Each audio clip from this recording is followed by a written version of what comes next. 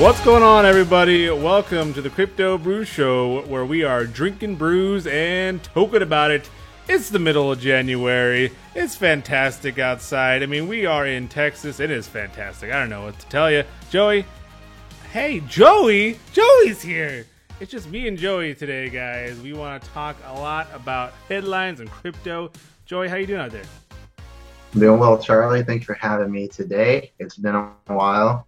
It's nice to see your face again. Today I'm drinking Deep Ellum IPA out of here in Dallas, out of Deep Ellum Brewery. Awesome. I like it. I'm over here drinking a Southern Star Oktoberfest. Also I say local Texas beer, maybe not necessarily local to us, but it is out of Conroe, Texas, and I'll tell you a little bit more about that here shortly. But let's go ahead and jump over to our disclaimer. The information provided on the show does not constitute investment advice, financial advice, trading advice, or any other sort of advice. Crypto Brew Show is for educational and entertainment purposes only. Conduct your own due diligence and consult your financial advisor before making any investment decisions. Hashtag NAFAMU, not a financial advisor, my own opinions, and hashtag BYOB. We did. Did you? Alrighty, moving over to the state of the market. We're not looking great. We're kind of even keel this week. We're sitting at a global market cap of $122 billion, a 24-hour volume of $16.68 billion, and a BTC dominance of 52.36%. Bitcoin sitting at the top, still under 4K, 3673, down 0.04%. So not down by much. Again, even keel. Number 2, XRP Ripple sitting at 32 cents, down less than 1%, down 0.98%. Ethereum sitting at number 3 at $123, down 4.29%. The biggest loser, maybe because of one of the headlines we're going to talk about here shortly. Number 4, Bitcoin Cash in $130, down 2.26%, and EOS rounding out the top 5, sitting at $2.51, up 3.38%. Actually, the only coin up in the top 10 coins on CoinMarketCap as of right now. So moving over to BitScreener, we got some gainers and losers. However, I don't know if we know any of these coins, do we? I don't think we do, Charlie. It's the top gainers. It's all the no names. Brought in the second team this week. The top is Coin2Go, because for every service, you always need something to go. Trying to fill in for Joe this week. trying to bring the guy. Yeah. So that one you see an absurd 403% up. It's pretty wild. That would have been but nice. Look at the volume. It's 157,000. One guy. It was one guy. One guy. Number 2, you have Up Token, and 3 is Lindroid Sup. Not sure what the end of that sup is, but it's Lindroid Sup. I'm going to take a wild stab in the dark. Maybe it's like supply chain. Maybe. I have no idea. It's got way more volume than Coin2Go, though. So it's on its way. The top losers, we got all the letters. We got T-Coin down 90%. You got IL Coin down 49%. And then Loopring, which is actually part of the Neo blockchain, is down 40% this week. Very interesting. Definitely got to look into that Loopring one and see what's going on with that, because I thought that was supposed to be a pretty promising project, but that's for another time. That's for another day. Moving over to our market news headliners. Our first headline today comes from Deep.web.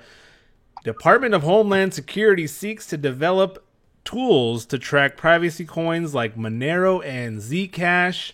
And man, I could just see all the eyeballs light up like, holy my privacy coin is going to get hacked. Well, not hacked, but unprivate. People are going to find out who I am, where I am. We're not necessarily doing that, but what are your initial thoughts on the department? I mean, we knew this was going to happen, right? We knew they were trying to crack the Bitcoin blockchain, so are we surprised that they're trying to do that for the security coins, the one thing that they're supposed to be good at? Well, you know what they say, Charlie. You can take the coin out of privacy, but you can't take the privacy out of the coin, huh? That's a good one. Yeah, All I'm right. with you. Kind of knew this was going to happen. A couple of questions that come to mind is it possible? And these coins are built around this to not be able to be traced at all. So, what sort of like computing power would be required to do something like this? Right. Yeah. I don't. I mean, according to the article and just from my knowledge, I mean, haven't been able to do it yet. And Monero and Zcash have been around for quite a while. And when you have the money at your disposal and the tools and probably some of the brightest minds in the space, cybersecurity and all that, uh, trying to crack something like this, it's pretty interesting. Maybe a telling sign that they haven't been able to do it yet. But let's just say that they do end up cracking this, like a privacy coin, and say, "Yep, we got it." One, do they actually say something? Or and two, if they do say something, does that coin just crash and burn? What do you think? I feel like if they do end up cracking it, you're not going to hear anything else. They're just going to disappear, and then they'll be tracking the stuff without like anyone's knowledge. Hmm. Yeah, I don't. I mean, that's what I feel like. I feel like if you, I mean, if you're the NSA or anything like that, I mean, you don't want people to know that you know what you know. So, anyway, yeah, I mean, but at the same time, it's like that's kind of almost counterintuitive because if the longer people think they haven't cracked it, the more and more prevalent it's going to be in this space, and it's just going to get bigger and bigger. So I think it's one of those things that it's going to get to a point where they're like, okay, there's too many people using this. We need to stop this right now. We're going to tell everybody we know what's going on. So, I mean, shit, who knows? We'll see. It's interesting. It's definitely something to keep an eye out for sure. Because I mean, privacy coins are a really big deal in the crypto space, and they've always been a big deal. And it's going to be pretty interesting to see whether or not big governments can stop something like this, because I think it'll put a big dent in the crypto sphere. I mean, granted, somebody will always come out and and create something that's not, it's even more private, even more hard. It's a duck goose game where it's like, okay, we got something. No, you don't. Whatever. So, anyway, we've dabbled way too long in this article, but it'll be interesting to see what's going on. Alrighty, our next article is from CCN. Breaking: Ethereum developers postpone Constantinople hard fork, and the price plunges. As we talked about earlier in the show, the Ethereum was the biggest loser in the top 10 this week, the last 7 days. So, I mean, is this a big deal, or what do you think? I think it's a big deal. Reading all the information about it, people were getting super hyped up on it because it would uh, mean new heights for the Ethereum blockchain. It would help out with the adoption and like the mainstream use of it. So I feel like seeing this backed off a little bit, people's hopes and dreams were crushed a bit, which is probably why we saw the big dip in Ethereum. Right. Yeah, it mentioned they postponed it because they found some security issues with it and couldn't scan everything they needed to fully secure the whole thing. So it'll be interesting if they ever catch up and are able to secure the whole thing, and if it actually will get released at some point, or if it Right. just falls off the map. Yeah, the biggest thing to me is like they haven't even announced a new fork date. So it's almost like we don't know how to fix this, so we're not going to say, "Oh, don't worry, it'll be out, in the next couple of weeks." It's okay. We're delayed indefinitely until otherwise, stated. So, I don't know. It's interesting, but it's good to see. I mean, on the other end, it's good to see them being so security conscious and not wanting to just throw something out there that's not complete. So, I mean, it's good in that regard. I think that's just good practice in general. And there's plenty of coins out there that haven't done that, and we've seen what happened to them, or we haven't because they're gone. Fair So enough. Anyway, yep, that's interesting. We'll have to see what happens with that. Definitely, we'll keep an eye on that and keep you guys informed. Moving on to our next article. This one comes from Cointelegraph. Bitwise files with the U.S. SEC for a physically held Bitcoin ETF. Now, where have we heard this before? What are your thoughts on just another one, another ETF? What, like, is this too much? Is this we're just running over a dead horse here? What's going on? I feel like we see one of these filed at least once a week. I'm sure there's more, but we only hear about once a week. So I mean, it's always the same thing, maybe a little different variation, like you probably see in this one, but you can imagine people get tired of looking at it, right? I mean, I'm tired of looking at it, and I'm not even the one that has to review these things. I mean, eventually they'll just freaking like sign it and pass it on, right?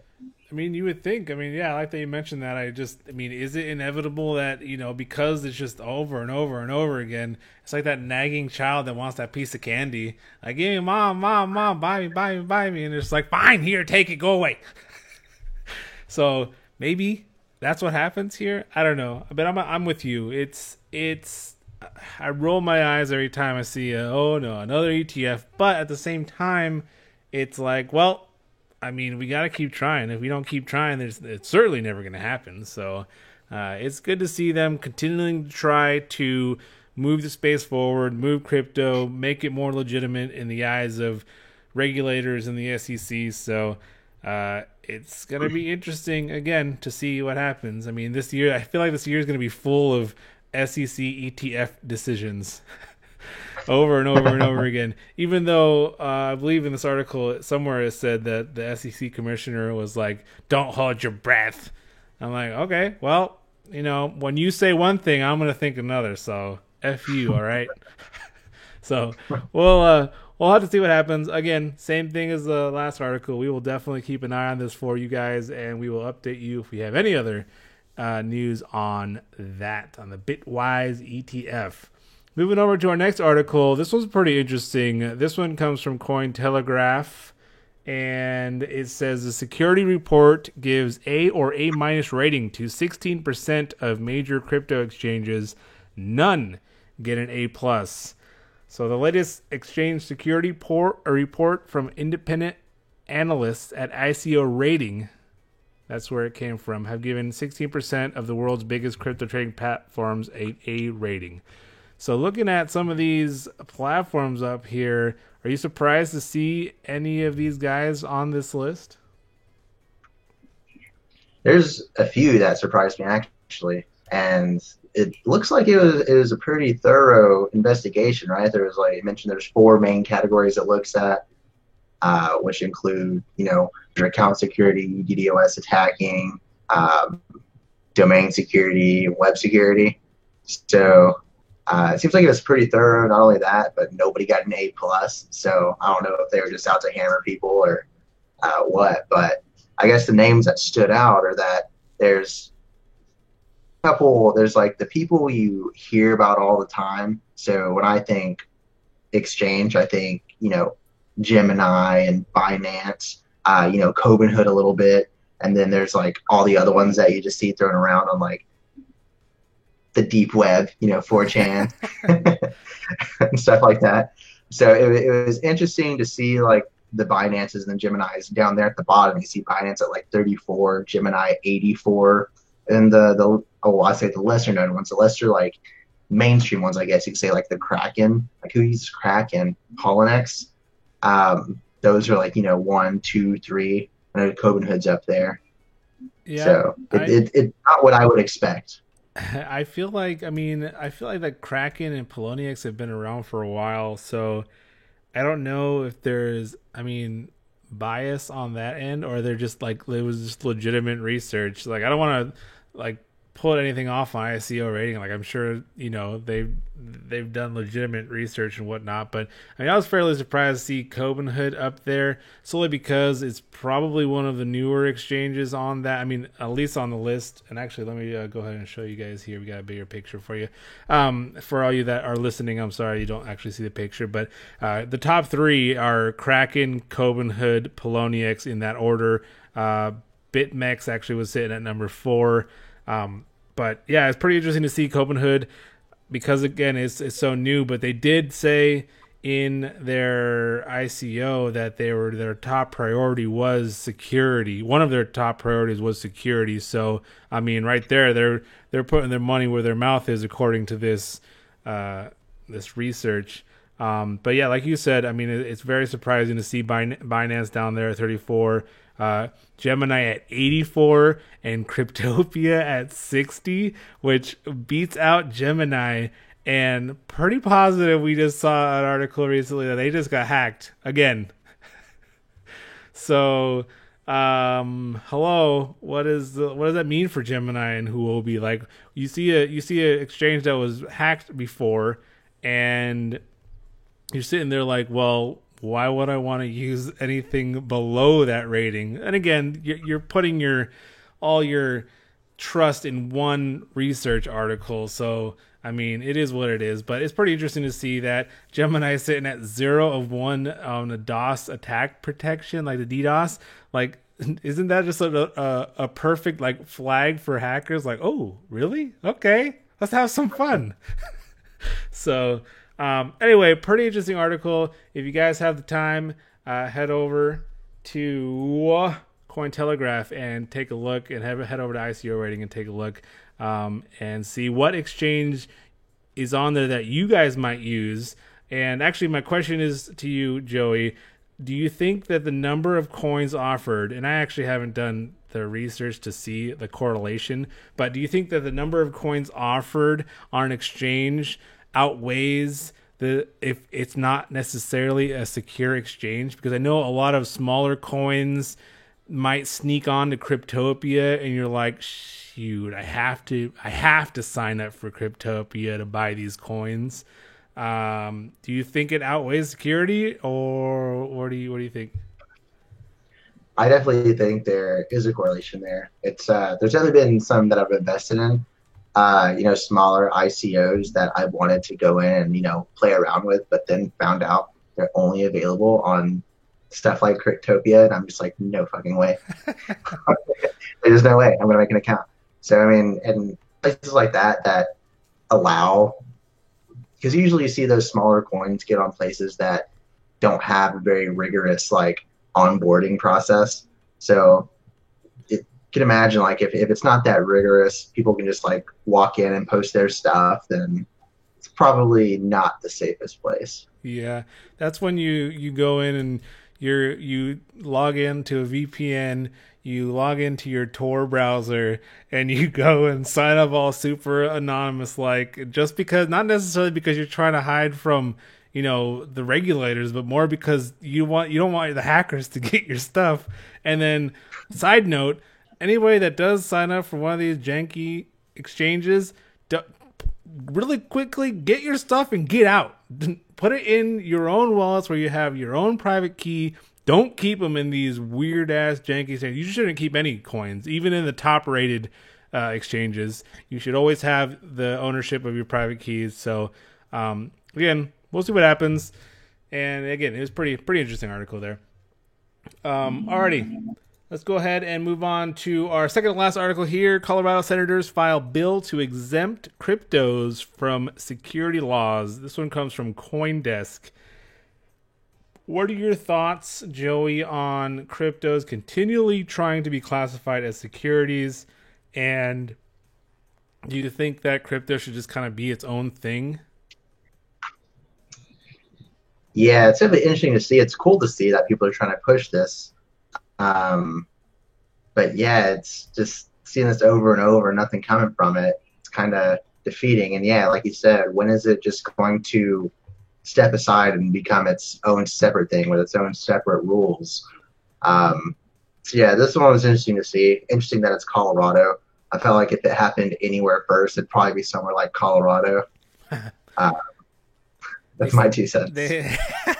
They seem to be I see where you're going with that, but they seem to be at the forefront of progressiveness, if you will. One of the things that I really wanted to pull out of this article is one of the quotes that said, further, the bill specifies the initial buyer provides a knowing and clear acknowledgement that the initial buyer is purchasing the digital token with the primary intent to use the digital token for a consumptive purpose. Consumptive purpose. Those are two big words. And not for a speculative or investment purpose, which had me thinking, in the grand scheme of things, the whole reason why we're into crypto is so that we can use it and control our money and not have to worry about our government saying, well, you got to do this with your money. You got to do this with your money. And even more so for people in other countries where fiat has completely failed. So, I mean, isn't that the whole reason why we're getting into crypto, is so that we could use it? Now, I know early on it's almost like, well, we are in it for speculative and investment purposes, but we want to spend it too, right? So, I mean, that was really interesting to me that the bill is like specifically stating that. So to me, it's just like, okay, they're stating this. Right now, as of right now, I think everyone's just holding this. It's again, it is speculative. People are investing for it to go up, but eventually, I think we hit that consumptive purpose for crypto. I mean, I know I want to use crypto. I just want to go to Starbucks and pay for my coffee in crypto. I want to go pay for things with crypto. I don't, I want a stable investment and where I control my own money and I want to use it. And I mean, so anyway, that was a little ramble. We'll move on. All right, last article today comes from Cointelegraph. This one is crypto exchange Binance enters European markets, launches Binance Jersey? What the hell? Binance Jersey? They couldn't come up with a better name than Binance Jersey? Oh, man. What a name. Maybe it has like a Asian correlation, something different meaning. I don't know. What are your thoughts on this article headline? I hear you'll be able to get your gym, tan, and laundry done at this place, Charlie. Hey, don't give Binance any more ideas. It is interesting to see. It is a weird name. I don't like it. It's cool to see that they're spreading into other markets where they're gonna start doing the fiat to crypto exchange. That's pretty cool. I think it's like the British pound and the euro. So that'll be super efficient, get more people more easy access, I guess, to the market. So I feel like it'll help everybody as a whole, for sure. Yeah, and there's, I know Brexit is a huge deal right now. I haven't actually personally looked into much about that, and I plead ignorance there just because I don't feel like it really affects me, and you could just blast me all you want for that.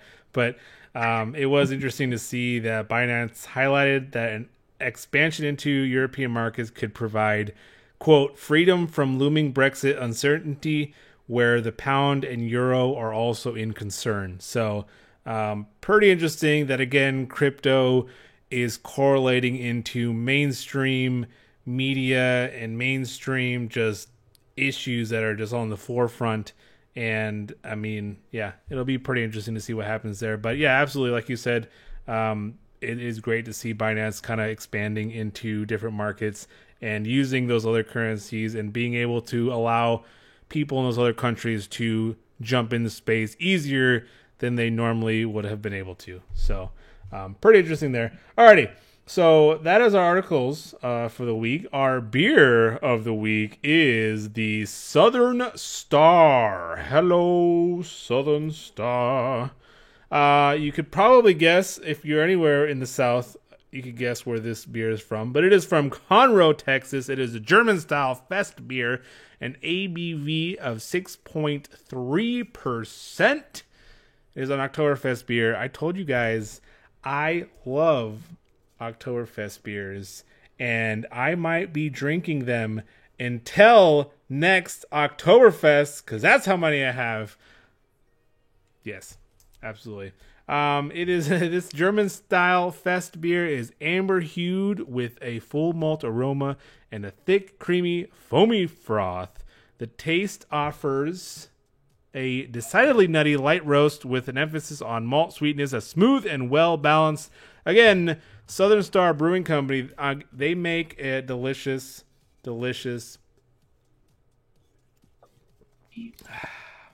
Yep, it's probably one of the best ones I've had this last year. So just saying, I like it.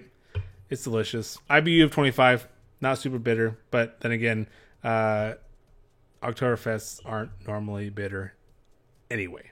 So, alrighty, if you guys see Southern Star in your stores, check them out. Again, as always, drink responsibly. Don't be dumb. Question of the week, question of last week. What will the flippening percentage be between BTC and ETH by next week? I said it will go down as far as Ethereum's to 18%. Roan thought Ethereum would gain some ground on Bitcoin at 21.8%. And we were at 20%. Now, caveat here, we were actually at 21% during the show last week. So technically, it went the opposite way from what Roan wanted. So I am granting myself the beer win. Mostly because he's not here to defend himself. So hello, Digital Beer, for this guy right here. Thank you very much. I try my best. Alrighty. Since we talked about the Constantinople upgrade and how it got delayed, our question of this week is: will we see ETH hit 130 again this week? It has been ranging in the 130 all the way down to the 116 range this week. So, what do you think? Do we think have we seen the end of the dump, or are we gonna? What do you think we're gonna do? And by the way, hashtag NAFAMU, of course. So, but go ahead. What do you think, Joey? I think we'll see it hit 130 again for sure. I feel like the Ethereum people know they left people hanging. I feel like people panicked a little bit. I feel like they'll make a turnaround and repost something quick, like, "Oh, we're gonna release it in a week," and people's hopes are gonna get built up, and it's gonna go above 130. All right. Well, solely to be devil's advocate, I'm going to say no. It will not. But, I mean, the market has just been trending kind of sideways, so it'll be interesting to see which way we go. The volume for Bitcoin keeps getting lower and lower each day, and we keep trending less and less and ranging less and less. So usually that means we're going to get a pop one way or the other, and normally the other coins follow. Hashtag NAFAMU, but we'll see what happens. I'm going to say no by next week. But again, who knows? We're just a couple fools on the internet talking about stuff. Alrighty, Joey, that is our show. You got any last minute questions, comments, concerns, or PSA to anyone out there? I don't know, just throwing stuff. Nothing huge. Just invest wisely. Yep. I like it. Alrighty. Well, guys, that has been our show. This has been the Crypto Brew Show. Support the show by liking and subscribing and sharing with your friends. All of our videos are over at cryptobrew.show. We will see you guys next week. Cheers.